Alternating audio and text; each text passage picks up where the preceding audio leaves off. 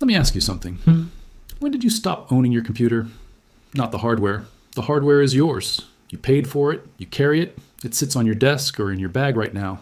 But the operating system running on it, the account it demands you hand over before it will even show you a desktop, the encryption key protecting every single file you've saved, the browsing history, the saved passwords, the telemetry pulsing out to Microsoft's servers in the background while you work, while you sleep, while you think you're just using your own machine in peace. When did that stop being yours?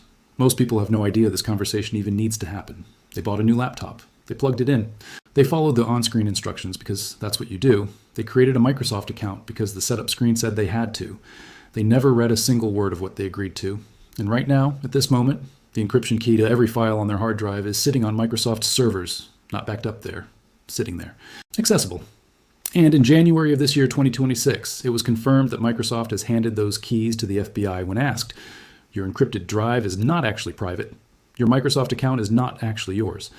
And the operating system you've been using for decades has been redesigned, update by quiet update, to transform the relationship between you and your computer from ownership into something that looks a great deal more like a subscription to a service that monitors you in exchange for access to your own files. This is what's actually happening. Not the marketing version, not the support page, the real version. Let's go back to the beginning, because the story of how we got here is not a story of one dramatic decision. It's a story of incremental steps, each one small enough to ignore, each one justified with language about security and convenience and a better experience, until you look up one day and realize the room you're standing in has no windows, and the door locks from the outside. When Windows 11 launched, it introduced something that Windows 10 had never done. It required a Microsoft account, not suggested one, required one.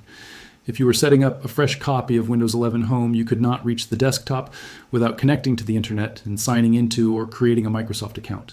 This was new. This was a line being crossed. And Microsoft's explanation was exactly what you'd expect. It's for your security. It enables features you'll love. It keeps your data safe if you ever lose your device. What they didn't explain was what that account connection actually does to your machine at the moment you sign in. Here's the technical reality of what happens when you log into Windows 11 with a Microsoft account during setup. The operating system initializes BitLocker encryption on your drive.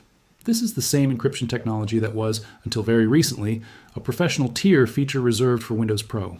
It sounds like a good thing. Your drive is encrypted, your data is protected, except the recovery key, the 48-digit code that can unlock your drive regardless of your password, is silently uploaded to Microsoft servers, not as an optional backup, not after a prompt asking whether you'd like to do this, silently, automatically, as a default behavior baked into the operating system design. I want you to sit with that for a moment. The key that unlocks your files is stored by a company you do not control, governed by legal obligations you did not negotiate, subject to requests from governments you may not trust. And it gets worse, because it was not theoretical. In January of 2026, it became documented public knowledge that Microsoft had been handing BitLocker recovery keys to the FBI when presented with legal orders. Microsoft told Forbes they receive approximately 20 such requests per year. Most of those requests couldn't be fulfilled because the key had never been uploaded in the first place. But some were. Some drives were unlocked. And here is the part that should make every Windows user pause. Those keys are not encrypted on Microsoft's side. They sit there, readable. This is the part that security professionals find frankly shocking. Apple stores your iCloud data with architectures that make it inaccessible even to Apple. Meta, for all its problems, uses zero-knowledge approaches for certain categories of data. Microsoft stores your drive encryption key in a readable state on their servers, and then hands it over when asked. This is not a security feature. This is a surveillance architecture dressed in the language of convenience. Now, I've spent a lot of time over the past year going through this stuff personally, testing setups, reading documentation that most users will never read, checking what's actually happening on the network level when Windows boots. And the BitLocker key situation was the moment that genuinely stopped me cold, because I had assumed, the way most people assume, that encryption means encryption, that if my drive was encrypted, only I could access it. And the default configuration of Windows 11 with a Microsoft account makes that assumption completely wrong. The question you need to ask is simple. Did you set up Windows 11 with a Microsoft account? If the answer is yes, and you didn't manually go to Microsoft's account website and delete your recovery key afterward, your drive encryption key is on their servers right now. You can check. If you go to account.microsoft.com and look at your devices section, you'll see your BitLocker keys listed there. Readable, accessible to anyone who compromises your Microsoft account, accessible to Microsoft's employees under internal access. Controls you cannot audit and accessible to law enforcement with a legal order. But the encryption key is only the beginning. Because the Microsoft account doesn't just manage your drive, security. It becomes the hub through which an enormous amount of your digital life flows, often without you making any conscious decision to send it there. When you're signed into Windows 11 with a Microsoft account, and you use Microsoft Edge, which is the default browser, and the one that will gently but persistently push you toward using it, your browsing history is synced, your saved passwords are synced, your open tabs are synced, your browser settings are synced, your personal information for form autofill is synced. This is documented behavior on Microsoft's own support pages, and it's enabled by default. The question is not whether this happens. The question is how many people actually know it's happening versus how many people just saw Chrome suggest they sign in once and thought that was the part they should be worried about. Your Windows settings themselves sync across devices, your Wi-Fi passwords, your language preferences, your accessibility settings, your account preferences. All of it follows you across any machine where you sign in with that same Microsoft account. Again, this is marketed as a feature. Sign in anywhere, and your Windows is waiting for you. What it actually means is that your behavioral fingerprint across every Microsoft device you've ever used is consolidated in one place under one identity, accessible through one account that can be phished, that can be breached, that can be subpoenaed. Let's talk about what Microsoft actually knows about you through this account, because I think most people underestimate the scope. Windows sends what Microsoft calls diagnostic data. They categorize it as required and optional. Required data includes your hardware configuration, what software is installed, system events, crash data, performance, metrics. This is constant. It flows regardless of what you choose in privacy settings because Microsoft defines it as necessary to maintain the operating system. The optional category, which you can disable but which defaults to on, includes things that get closer to actual behavior. Inking patterns, typing input, additional diagnostic logs. Security. Researchers who have monitored Windows network traffic have consistently found that disabling telemetry through the settings UI does not eliminate it. It reduces it. Registry tweaks can reduce it further. But fully eliminating Microsoft's view into your system while running Windows 11 with a Microsoft account is in practice extremely difficult. And then there's Copilot. Copilot is now integrated into Windows itself, and on Copilot plus PCs, it can access your screen context. It reads what's visible on screen to give you contextual responses. Microsoft says this processing happens locally. And for the recall feature specifically, that claim is backed by their technical documentation, showing the screenshots stay on device in encrypted storage. But here's the thing about that claim that nobody seems to want to say out loud. The privacy guarantee of recall's local processing is entirely contingent on your Microsoft account not being compromised and on Microsoft not changing the architecture in a future update. And the history of Windows 11 feature development is not a history that invites trust about future commitment to privacy controls. Recall itself launched in 2024 in a state where the screenshots it was taking every few seconds were stored in plain text, completely readable, no encryption. A security researcher found that the database recall created on your local drive could be read by any application with basic user permissions. Passwords visible in screenshots, banking information, personal messages, all sitting in an unencrypted local database. Microsoft pulled the feature after the resulting uproar, rebuilt parts of it, added encryption and biometric authentication requirements, and began rolling it out again in 2025. The current implementation is meaningfully better, but the fact that it shipped in that state initially tells you something important about how Microsoft weighs user privacy against the pressure to ship AI features. The account lockdown didn't happen overnight. This is the part that gets lost in the daily news cycle. Each individual change looked small. In October 2025, with the Windows 25 H2 release, Microsoft quietly blocked more of the bypass methods that technically sophisticated users had been using to skip the Microsoft account requirement during setup. The OOBE bypass command that had been the standard workaround for years was eliminated. Other methods were patched. Microsoft has been playing what observers accurately described as whack-a-mole with every new technique the community discovered to set up a local account. Each patch was presented as a security improvement. The cumulative effect was a progressively narrower window for anyone who wanted to use their own computer without feeding their identity into Microsoft's ecosystem from the moment they turned it on. And what does Microsoft get from this arrangement? Let's not be naive about the business model here, because it's actually not complicated. A mandatory Microsoft account means OneDrive integration is immediately active.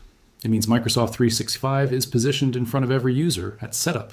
It means personalized advertising can be tied to your real identity rather than an anonymous hardware fingerprint. It means Copilot usage is attributed to your account.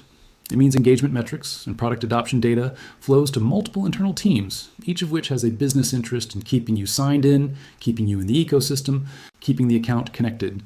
This is why, when Microsoft VP Scott Hanselman publicly said last week that he hates the mandatory account requirement and is working to change it, his statement was immediately contextualized by people familiar with Microsoft's internal structure as one voice in a political fight, not a policy change. The quote itself is worth noting. 6 words. Yeah, I hate that. Working on it. Posted publicly on the 23rd of March, 2026, in response to a user asking whether Microsoft would ever let people set up a PC without a cloud account. It was the first time a senior Microsoft executive had publicly admitted the policy is wrong. People inside Microsoft who cover this reported that Hanselman is not alone in this view, that there are others internally who want the requirement removed. But they also reported that this is a committee process, that teams whose metrics depend on mandatory sign-ins have a seat at that table, and that there is no committed plan to change anything as of right now. The business units that benefit from your mandatory account sign-in get a vote on whether your mandatory account sign-in goes away, and their vote is worth a great deal to their quarterly numbers. So what does all of this actually mean in practice? I want to walk through what happens to you specifically, to your actual data, when you're using Windows 11 the way Microsoft designed it to be used. Your files. By default, if you've set up Windows with a Microsoft account, OneDrive is running. Documents, desktop, and pictures folders are configured by default to sync to OneDrive cloud storage. This means your files, at whatever rate your internet connection allows, are being uploaded to Microsoft's servers. If you have a free Microsoft account, you get 5 gigabytes. If you fill that, OneDrive will tell you to upgrade. The files that fit in that 5 gigabytes are in the cloud. If Microsoft servers have a breach, those files are exposed. If your Microsoft account is compromised, whoever has your account has your files. If a government presents Microsoft with a legal order for your OneDrive contents, Microsoft will comply. This is not speculation. This is Microsoft's stated legal position. Your passwords. If you use Microsoft Edge with sync enabled, your saved passwords are uploaded to Microsoft servers. Every website password you've ever let Edge remember. This is convenient when you switch devices. It is also a single point of failure. A Microsoft account breach means a breach of every password stored in that account. And Microsoft accounts get phished constantly. The volume of phishing attacks targeting Microsoft account credentials is enormous precisely because the value of those credentials, the access they unlock, is so high. Your encryption. As discussed, your BitLocker recovery key is on Microsoft's servers. You can delete it from there, but most users don't know it's there. Even fewer know to delete it. Your browsing, your Edge browsing history, if sync is enabled, is on Microsoft's servers. Combined with the telemetry that Windows sends about software usage and behavior, Microsoft has a detailed picture of your digital life that is meaningfully different from the nothing they knew about you when Windows operated with local accounts. Your identity. This is the piece people underestimate most. The Microsoft account creates a persistent, verified identity that ties all of this data together. Telemetry that was previously tied to an anonymous hardware ID is now tied to you, your name, your associated email address, your payment information if you've ever bought anything through Microsoft Store or subscribe to Microsoft 365, your device history, your activity across every Microsoft service you've ever used, all consolidated, all tied to an account that can be accessed by parties other than you. Now, I need to talk about something practical, because I don't want this to be purely a horror story without any path forward. There are things you can actually do right now. The most important thing you can check immediately is your BitLocker key status. Go to accountmicrosoft.com, sign in, look for the Devices section, and check whether any BitLocker keys are stored there. If they are, delete them. Then go to the machine in question, open a command prompt as administrator, type manage BDD protectors, get C, and look at what's listed. If you see a recovery key protector, you need to save that 48-digit code yourself somewhere offline, and then you can be confident that the cloud copy being deleted means the key is genuinely no longer accessible to anyone but you. If you're setting up a new machine and you're running Windows 11 Pro rather than Home, you can still navigate the setup to create a local account. On the sign-in screen during setup, look for the option to set up for work or school, then look for sign-in options. And you'll find a path to a local account that doesn't require a Microsoft account at all.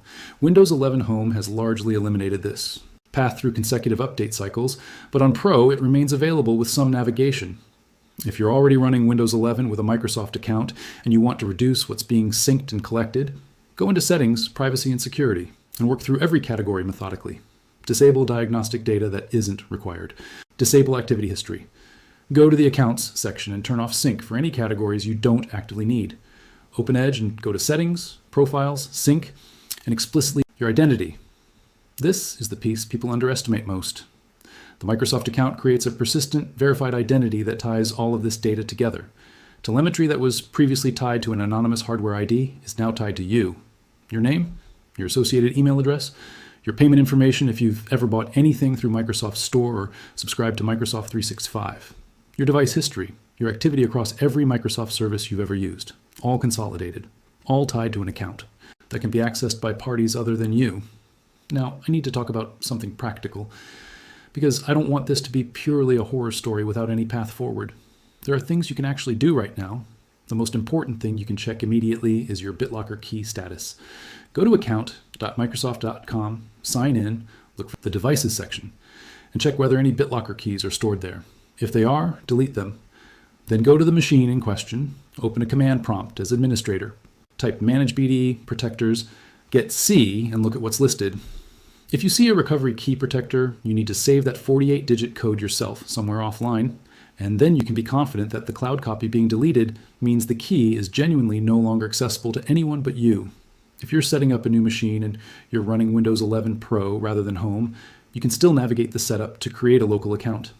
On the sign-in screen during setup, look for the option to set up for work or school, then look for sign-in options.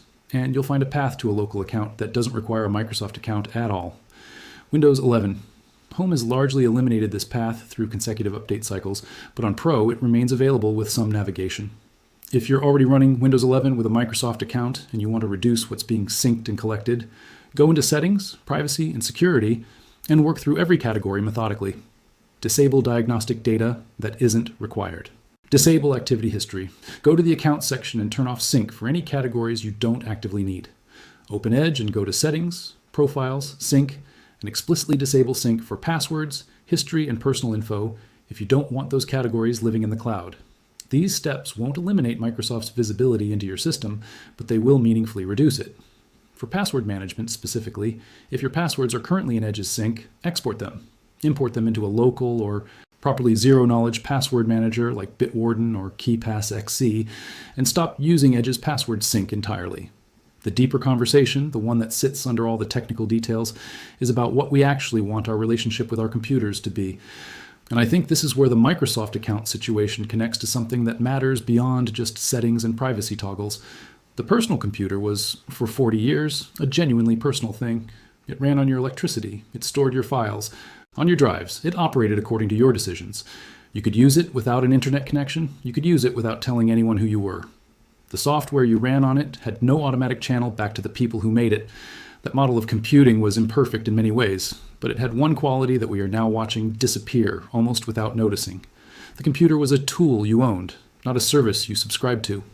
What Microsoft has built with Windows 11, incrementally and with Remarkable, Patience is a system where the definition of your computer includes Microsoft's servers, Microsoft's account infrastructure, Microsoft's cloud storage, Microsoft's AI systems, and Microsoft's legal exposure to government data requests. Your computer no longer operates within the physical boundary of your home or your bag. It operates within a relationship with a corporation that has its own interests, its own legal obligations, and its own business model. And that business model is most efficiently served when you are signed in, when your data is synced, when your identity is verified, and when the defaults are set to maximize engagement with Microsoft's ecosystem. The single most revealing data point in this entire story is not the FBI handing over encryption keys, although that is extraordinary. It is this. The reason the encryption key sits on Microsoft's servers in the first place is not that someone at Microsoft made a decision to surveil you. It is that the default behavior of the operating system during the default setup flow that most users simply click through without reading was designed to put it there. The default is the product, and the default assumes you will not notice, that you will not go looking for that key stored on a server you don't control, that you will never be in a situation where that default costs you something you value. Most people won't notice. They'll go on using their computer, running Windows 11, signed into their Microsoft account, and nothing will obviously go wrong. That's the thing about privacy erosion at scale. It's not an emergency that announces itself. It's a slow adjustment of the baseline of what's normal, what's expected, what you've implicitly agreed to, until one day someone asks you whether you own your computer, and you find yourself uncertain how to answer. Hanselman's 6-word post, the Microsoft VP saying he hates this policy and is working to change it, was treated in most coverage as a good sign. And maybe it is. Maybe the internal politics at Microsoft will shift. And the next version of Windows will restore local account setup as a genuine first-class option. Maybe the encryption key auto-upload will become opt-in with a clear explanation. Maybe the defaults will shift back toward user control. But you cannot wait for that. Your files, your passwords, your encryption key are on those servers now. Not if you made a mistake. Not if you ignored a warning. Because you did exactly what the operating system told you to do during setup. And the setup was designed to maximize Microsoft's data access while framing every decision as being in your interest. The question isn't whether Microsoft is evil. The question is whether the system that now controls access to your digital life was designed with your interests as the primary consideration. And the answer, when you look at where the BitLocker keys go by default, when you look at why the local account bypass methods keep getting patched, when you look at which teams within Microsoft have a vote on whether mandatory sign-ins go away, is clearly no. You are not the customer. You are the product. And you are now paying for the hardware that delivers you. And while you're doing that, I want to go deeper into something that most coverage of this issue completely skips over. Everyone talks about the BitLocker key. Everyone talks about the mandatory account. But almost nobody talks about what happens to your specific categories of personal data in specific failure scenarios, not hypothetical surveillance futures. Real, documented, happening right now failure modes that ordinary Windows 11 users are walking into without any understanding of the risk. Let's start with the scenario that should terrify anyone who uses Windows 11 as their primary work machine. Microsoft account compromise. This is not rare. Microsoft accounts are among the most phished credentials on the internet. The value of a compromised Microsoft account is enormous, which is why the attack volume against them is enormous. And when your Microsoft account is compromised, the attacker does not just get your email, they get everything attached to that account. If you use Edge with sync enabled, they get every saved password in your browser, every banking site, every email account, every social media login, every work credential you've ever let Edge remember. And because Edge is the default browser in Windows 11, and because the setup flow strongly nudges you towards signing into Edge with your Microsoft account, a very large number of Windows 11 users have unknowingly created a situation where one phished email, one convincing login page, files. They can read your synced browser history and understand which sites you use. They can access your synced Edge passwords. And if your Microsoft account is also your Windows login, which it is by default on Windows 11, they now have everything they need to either lock you out of your machine or silently access it. All of this from one set of credentials. All of it made possible by the consolidation that Microsoft's mandatory account requirement creates. This is not a theoretical attack. Security professionals document Microsoft account takeover cases regularly. The question is not whether this attack exists. The question is whether the people sitting behind Windows 11 machines right now, people who followed setup instructions and clicked next and thought they were being responsible, understand that they have created this single point of failure. Most of them do not. Now consider the data breach scenario. Not your personal account being phished, but Microsoft's infrastructure itself being breached. This has happened. In 2023, Chinese state-sponsored hackers gained access to Microsoft's cloud infrastructure and read emails from senior United States government officials. In the aftermath of that breach, security researchers and government officials questioned why so much sensitive data was accessible through Microsoft's cloud systems with so few barriers. The answer, of course, is the same answer that explains the BitLocker key situation. Consolidation, centralization, every account tied to one. Identity, every service authenticated through one platform, every key stored in one place. Microsoft's cloud infrastructure is a target of extraordinary value to nation-state attackers. And every Windows 11 user who has their files in OneDrive, their passwords in Edge Sync, and their Drive encryption key in their Microsoft account is, whether they know it or not, a potential indirect casualty of the next successful attack on that infrastructure. I'm not saying Microsoft's infrastructure is poorly defended. It is defended by some of the best security teams in the world. I am saying that the concentration of sensitive data that Microsoft's business model requires creates a target profile that no defensive investment can fully neutralize, and that the users who are exposed by that concentration were never given a meaningful choice about whether to take on that exposure. Then there is the legal exposure scenario, and this one is the one that most people in most countries genuinely have not thought about. When you store files on OneDrive, you are storing them on servers operated by a United States corporation, subject to United States law, regardless of where you physically live. The legal framework governing what U.S. authorities can demand from U.S. companies about user data has been in a state of evolution for years, but the fundamental reality has not changed. Microsoft will comply with legally valid requests from U.S. law enforcement and intelligence agencies. They have no choice. And the scope of what constitutes a legally valid request has, historically, been broader than most people outside the legal system assume. This matters for people outside the United States in particular. If you are a journalist in a country with a hostile government, and that government has leverage over the United States or over Microsoft's operations in your country or over the legal frameworks that govern data sharing, your OneDrive files are not protected by the physical distance between you and Washington. If you are a business professional with commercially sensitive information that a competitor might have governmental connections to pursue, your files sitting on Microsoft's servers are not as protected as files sitting on a hard drive in your possession. If you are anyone whose personal life would be damaged by the exposure of private communications or documents, the question of who can access those documents is not purely determined by whether you have a strong password. These are not paranoid scenarios. These are the actual implications of the legal framework that governs cloud data storage at a company the size of Microsoft. And the Windows 11 setup flow that pushed you to create an account and automatically began syncing your documents folder to OneDrive did not explain any of this to you. It showed you a progress bar and told you your files were safe. I want to return to something I mentioned earlier and push deeper into it, because I think it's the piece of this story that connects all the individual technical details into a coherent picture. The relationship between Microsoft's business model and your privacy is not adversarial in a mustache-twirling, intentionally malevolent sense. It is adversarial in a structural sense. Microsoft's interests and your interests are not aligned on this question, and the design of Windows 11 reflects Microsoft's interests. When Microsoft forces a Microsoft account at setup, they gain several things simultaneously. They gain a verified identity for telemetry purposes, meaning the diagnostic data Windows sends is no longer tied to an anonymous hardware identifier, but to a person. They gain an active OneDrive user, which drives storage upgrade conversions. They gain an active Microsoft 365 prospect, which drives subscription sales. They gain an authenticated user for Copilot features, which drives AI product engagement metrics. They gain an identity they can target with personalized advertising across their ad network. Every one of those things has a dollar value to Microsoft. Collectively, they represent a very large dollar value. And that dollar value is the reason why when Scott Hanselman says he wants to change the policy, he is sitting in a committee process rather than just changing the policy. The people whose metrics go down if the mandatory account goes away get a vote on whether the mandatory account goes away. That is the real governance structure here. And understanding it should reframe how you think about any promises Microsoft makes about putting users first. They may be sincere at the individual human level. At the structural business level, the incentives run in one direction. This is also why I want to spend a moment on something that will matter for the next 2 to 3 years specifically, which is Windows 12 and what Microsoft's account strategy there is likely to look like.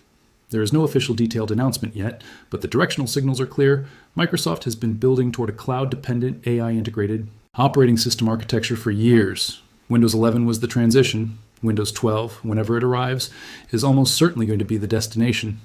If the current version of Windows already requires an internet connection and a Microsoft account to set up, and already silently uploads your encryption key, and already defaults to syncing your files and passwords to the cloud, it requires no great leap of imagination to understand where the next version is heading.